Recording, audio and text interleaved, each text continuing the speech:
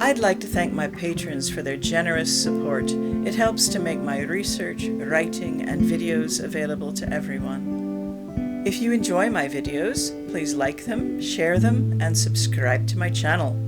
And if you want to support my work, then please visit my Patreon page and look into becoming a patron. The link is below this video. Manannán and Manawydan means Manannán, son of Lair, which is a word for the sea. Manannán may mean one from the Isle of Man. Manawydan probably means the same thing as Manannán, although grammatically it's a wee bit different. Llŷr also means son of Llŷr. Llŷr also means sea, but there is reference to the Welsh Llŷr as a person, while there's nothing like that for the Irish Lair. At the beginning of the second branch, we are told that Manawydan's mother, Penarddin, has married a man called Aeroswydd, who has imprisoned Llŷr. Several Irish texts, including Cormac's glossary, identify Manannán as a travelling merchant plying the Irish Sea, who is able to read the weather. He is sometimes described as the son of Alot, or sometimes being called Orfsin. The names are thought to stem from before Irish and Welsh fully diverged. Three of the strongest ties I see between the two are their strong ties to the Otherworld, a tendency to passivity and peacemaking, and their nurturing or wise teachings of kings and heroes. So let's look at strong ties to the Otherworld. Manannán is as much, if not more, associated with the Otherworld than the sea in Irish lore. Two obvious examples would be the description of his Otherworld home in the story of Cívan and Cliona, and the story of his luring Cormac to the Otherworld. In the Cliona story, and some others, Manannán's home is portrayed as an island Otherworld, but in the story of Cormac, they appear to reach it on foot. At the end of the second branch, when the 7 survivors, which includes Manawydan and Pryderi, are in Harlech, it certainly has an otherworldly feel to it. And then, in the island fortress of Gwales, it is Manawydan who knows that they must not open the door which faces Cornwall. As long as they do not, they know only pleasure. They don't age or experience grief. This text comes from toward the end of the second branch, and all the texts in this video from the Mabinogi are taken from Will Parker's translation. This is where they've just returned from Ireland. And then they made for Harlech, and they began a feast, and the indulgence in food and drink was begun. And they began to eat and drink. There came 3 birds which began to sing a kind of song to them. And when they heard that song, every other seemed unlovely beside it. It seemed a distant sight, what they could see far above the ocean, yet it was as clear as if they had been right next to them. And they were at that feast for 7 years. And at the end of the 7th year, they made for Gwales in Penfro. And there at their disposal was a beautiful kingly place above the ocean, and a great hall it was. They went into the hall, they saw 2 open doors. The 3rd door was closed, and that facing Cornwall. "Look over there," said Manawydan, "the door which we must never open." And that night they were there, lacking nothing, and were completely free of care. Of all the grief that they had witnessed or experienced themselves, there was no longer any memory or any of the sorrow in the world. 80 years they passed there, having never enjoyed a period of time as carefree or light-hearted as that. Now it would be daft to say that such places couldn't exist unless Manawydan was present, but he certainly seems to know his way around the place well enough to be the one to warn them about the door facing Cornwall. This kind of Welsh Otherworld and Manawydan's experience in it is reinforced in the Book of Taliesin, such as in this untitled poem which describes Caersithi, itself a borrowing from the Irish. It would essentially mean the fortress of the Sidhe. "Harmonious is my song in Caersithi. Sickness and old age do not afflict those who are there, as Manawyd and Pryderi know. 3 instruments around a fire play in front of it, and around its turrets are the well springs of the sea, and the fruitful fountain which is above it. Its drink is sweeter than the white wine." Compare this to the description of the Irish Otherworld of Manannán in the Voyage of Bran. Here are 2 stanzas of many. There is no grief or treason, there is the favoured haunt of pleasure, no taunt, threat, or malediction, but sweet of music strikes the ear. There is no sorrow, death, or mourning, health and strength unweakening are in the nature of that haven, wonder without comparison. So remember, in the descriptions of the 7 Welsh survivors, there is no grief, they heard beautiful music, and so on. So let's move on to passivity and peacemaking. Certainly, Manawydan is somewhat passive in his behaviour in the Mabinogi, and in many Irish stories, Manannán assists in a peaceful outcome. The title of the 8th Welsh triad is translated by Rachel Bromwich as the 3 prostrate chieftains, but even she admits that translating the word lleddyf in this context is problematic. Other suggestions are humbled, subdued by misfortune, or simply passive. Will Parker says quite aptly that this triad describes 3 men either unwilling or unable to enforce their claim on their inheritance. The other members of the triad are historical persons. Llywelyn Hen is the cousin of Ieuan Rheged, and Gugan Guron, the son of Peredur, is also related to Ieuan through his sister. We don't know Gugan's story, but Llywelyn was not a passive character, although he did lose his birthright after the Angles overran the Old North, and that's likely the fate of Gugan as well. So the 3 characters in this triad are not exact parallels, or perhaps Manawydan knew that Caswallon was too powerful to be challenged successfully, since he'd already seized power by the time Manawydan returned from Ireland. Even the triad text offers the following explanation, and this is why they were called prostrate chieftains, because they would not seek a dominion which nobody could deny them.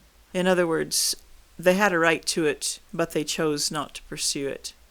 So perhaps it is less of a distinction of ability than of good sense, something which both Manawydan and Manannán seem to have a lot of. In the Mabinogi, we can see what the triad is referring to. Toward the end of the 2nd branch, when the 7 survivors first land in Wales, people come to meet them, and there is this exchange. "Do you have any tidings?" asked Manawydan. "We have none," they said, "except that Caswallon, son of Beli, has overrun the island of Britain, and is now crowned king in London." "What has happened to Cradoch, son of Bran?" they asked, "and the 7 men who were left with him in this island?" Caswallon ambushed them and killed 6 men, and from that Cradoch broke his heart out of bewilderment at seeing a sword kill the men, and not knowing who killed them. Caswallon had gone about clothing himself in a magical cloak, and no one could see him kill the men, only the sword. That last bit is interesting, as in Irish lore Manannán has a cloak of invisibility, but in this instance Caswallon, his enemy, has one. This suggests to me that perhaps at some point a storyteller knew of this association and put their own twist on things. Then, at the beginning of the 3rd branch, there is a return to this theme when in the opening scene Manawydan and Pryderi are leaving London together, having buried Bran's head. Manawydan gazed at the township of London and at his companions and gave a heavy sigh and felt great grief and longing. "Alas, God Almighty, woe is me," said he. "There is no one without a place of their own tonight except me." "Lord," said Pryderi, "don't be so unhappy about that. Your cousin is king of Island of the Mighty, and although he may do you wrong," he continued, "you have never been a claimant for the land or territory. You are the 3rd humbled chieftain."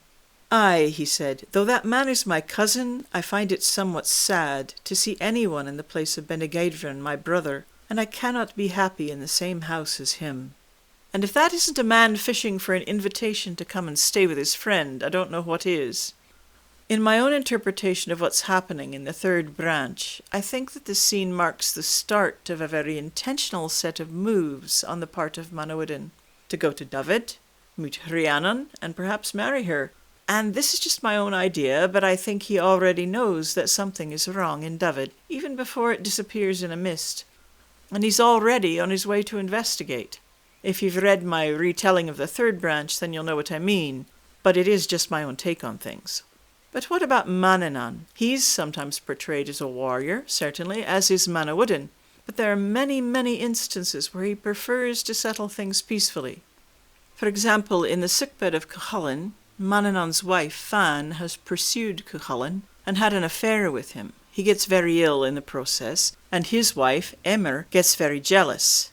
I've just summarized a very complex story into a sentence there, but ultimately things don't go well. Fan has second thoughts, and Manannán comes to collect her. However, rather than being angry or wanting to kill anybody, this is what happens. Forgive the very flowery language here. Manannán greeted her. "O lady," he said, "which wilt thou do? Wilt thou depart with me, or abide here until Cuchulainn comes to thee?" "By my troth," answered Fan, "either of the two of ye were a fitting spouse to adhere to, and neither of you two is better than the other. Yet, Manannán, it is with thee that I go, nor will I wait for Cuchulainn, for he hath betrayed me. And there is another matter, moreover, that weigheth with me, O thou noble prince," said she, "and that is that thou hast no consort who is of worth equal to thine, but such a one hath Cuchulainn already." And Manannán shook his cloak between Cuchulainn and Fan, so that they might never meet together again throughout eternity. That seems fairly even-handed. In the story cycle known as O'Donnell's Cairn, or Manannán at Play, Manannán several times kills a number of the retinue of the king he's visiting, while disguised as an itinerant entertainer. But he always brings them back to life, having taught the king a lesson in hospitality. You can see a similar forbearance in the scenes in the third branch, where the four are being chased out of towns by angry tradesmen. Pryderi always wants to fight, and Manawydan always talks him out of it, as in this scene where the local saddle makers are losing business because Manawydan's work is better. And as a result of that work, not a saddle nor a pommel could be sold by a saddler anywhere in Hereford, as long as it could be got from Manawydan, until each of the saddlers realized that they were losing profit, and nothing was being bought from them, unless it could not be got from Manawydan. Thereupon they banded together and agreed to kill him and his companion. Thereupon the four got a warning, and they took counsel about leaving the township. "Between myself and God," said Pryderi, "I will not counsel leaving the township rather than killing those peasants." "No," said Manawydan, "if we fight with them, we will get a bad name, and be thrown in prison. It is better for us," he continued, "to make for another township, and earn a living there." They essentially have this conversation each of the 3 times that they're under threat, which takes us in the direction of the nurturing of heroes. The bit I just shared isn't the only time that Manawydan tries to teach Pryderi or gives him good advice. When Manawydan suggests that they take up the various trades, Pryderi says he doesn't know how to do the work, but Manawydan says he will teach him how. Then later, when they give up on plying trades and return to Dyfed, Manawydan and Pryderi are out hunting. They end up pursuing a mysterious white boar, which runs into a mysterious white fortress, surrounded by a mysterious white wall. The boar runs through the gates, and their hounds follow it. This is what happens. Once the boar and the dogs had gone into the Caer, they wondered at the sight of a Caer where they had never seen a building before. And from the top of the mound they watched and listened for their dogs. However long they were there, they neither heard any of their dogs, nor saw any sign of them. "Lord," said Pryderi, "I am going into that Caer to find out about those dogs." "God knows," said the other, "your counsel to go into the Caer is not good. We did not see this here ever before. If you would follow my counsel, you would not go in. Whoever put enchantment on this land has made the Caer here." "God knows," said Pryderi, "I will not give up my dogs." Whatever else Manawydan would say, he made for the Caer. And of course we know that he then became imprisoned. Throughout the third branch, Manawydan acts as a sort of wise uncle figure to Pryderi. I find myself thinking that if only Pwyll had had a friend like him in the first branch, Rhiannon's life might have been a lot simpler. And if only Manawydan had been around when Gwydion turned up at Pryderi's court, well. The nearest parallel I can think of for Manannán helping a young hero is his fosterage of the young Lugh and his giving him several pieces of supernatural kit. Many of these items are also mentioned in an Irish story about Lugh called The Fate of the Sons of Tuireann. I'm not sure about the source of the story I'm quoting here, The website I found it on attributed it to an old book called Manx Fairy Tales by Sophia Morrison, but when I looked at Sophia Morrison's book, it didn't seem to be in there. That said, I'm quite sure that it is a genuine piece of folklore. Long centuries ago, when Manannán was ruling in Man, and when his court was famous all over the world for brave warriors and wise men, Lugh of the Long Arm was sent over from Erin to be brought up there. And then I've left out a long description of his boyhood there and what he experienced. Manannán saw how the Fomorians were warring against the people of Dana and making themselves masters over them. He determined to send to their aid his foster son Lugh. He called to Lugh, saying, "Go to the rescue of thy people. We can teach you nothing more. But these Fomorians are fierce and cruel, and I will send you against them prepared, as one of your rank should be." So Lugh was sent away with splendid gifts. He wore Manannán's coat, wearing which he could not be wounded, and also his breastplate, which no weapon could pierce. His helmet had 2 precious stones set in front and one behind, which flashed as he moved. And Manannán girt him for the fight with his own deadly sword, called the Answerer, from the wound of which no man ever recovered. And those who were opposed to it in battle were so terrified that their strength left them. He rode Manannán's horse Envar of the flowing mane, which could travel over land or sea as swiftly as the wind. His foster brothers and Manannán's fairy cavalcade went with him, and away he travelled westward over the stormy sea to Erin. I already mentioned the O'Donnell's Cairn stories, when Manannán teaches various kings a lesson. If you're interested in these stories, I made an entire video about them called O'Donnell's Cairn. But these aren't the only times that Manannán instructs kings. There's the famous story of how he lures Cormac MacAirtin into the Otherworld.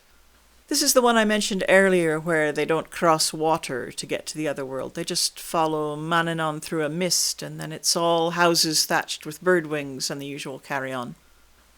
But the really interesting thing about this story is that Manannán has lured Cormac to the Otherworld to impart several pieces of wisdom to him by showing him wonders. And there was a great troop of the riders of the Sidhe all about the house, and their arms full of white birds' wings for thatching. But as soon as they would put on the thatch, a blast of wind would come and carry it away again. Then he saw a man kindling a fire, and he used to throw a thick oak tree upon it, and when he would come back with a second tree, the first one would be burnt out. And then he saw on the green a shining well, and 5 streams flowing from it, and the armies drinking water in turn, and the 9 lasting purple hazels of Buin growing over it, and they were dropping their nuts into the water, and the 5 salmon would catch them and send their husks floating down the streams. And the sound of the flowing of those streams is sweeter than any music that men sing. So Cormac ends up having dinner with Manannán and his wife, and some more allegorical things happen. Then Manannán gives Cormac a cup that will break if a lie is told, and mend again when a truth is told. Then he explains to Cormac the meaning of the wonders he saw earlier. "And the riders you saw thatching the house," he said, "are the men of art and poets, and all that look for a fortune in Ireland, putting together cattle and riches. For when they go out, all they leave in their houses goes to nothing, and so they go on forever. And the man you saw kindling the fire," he said, "is a young lord that is more liberal than he can afford, and everyone else is served, while he is getting the feast ready, and everyone else profiting by it. And the well you saw is the well of knowledge, and the streams are the 5 streams through which all knowledge goes, and no one will have knowledge who does not drink a draught out of the well itself, or out of the streams, and the people of many arts are those who drink from them all." Now, you might class the voyage of Bran, the poetic story with the description of the Otherworld that I quoted near the beginning, as something similar. Exactly what the Irish King Bran is being taught is a bit less specific. It seems more that Manannán just wants to show him the wonders of the Otherworld, and he also describes to him how, for him, the sea is like solid land with trees growing on it, and people and cattle, even though Bran perceives it as water. This mastery of illusion is something which seems to stand Manawydan in good stead when the kingdom of Dyfed disappears, and he finally gets to deal with the perpetrator of the problem. In this case, it is Manawydan and his companions who have illusion used against them, but Manawydan is very good at getting to the bottom of it and bringing the bad magician out into the open, forcing him to restore everything and forcing him to promise to leave them alone in future. And he does it without killing anyone. So you might be wondering about the two King Brans, Manawydan's brother Bran in the second branch, and the Irish Bran in the Voyage story, and that's a tricky one which has puzzled scholars. Briefly, it seems like the Welsh Bran's trip to Ireland may in some way parallel Bran's voyage to the Otherworld, with Ireland standing in for the Otherworld in the Welsh tale.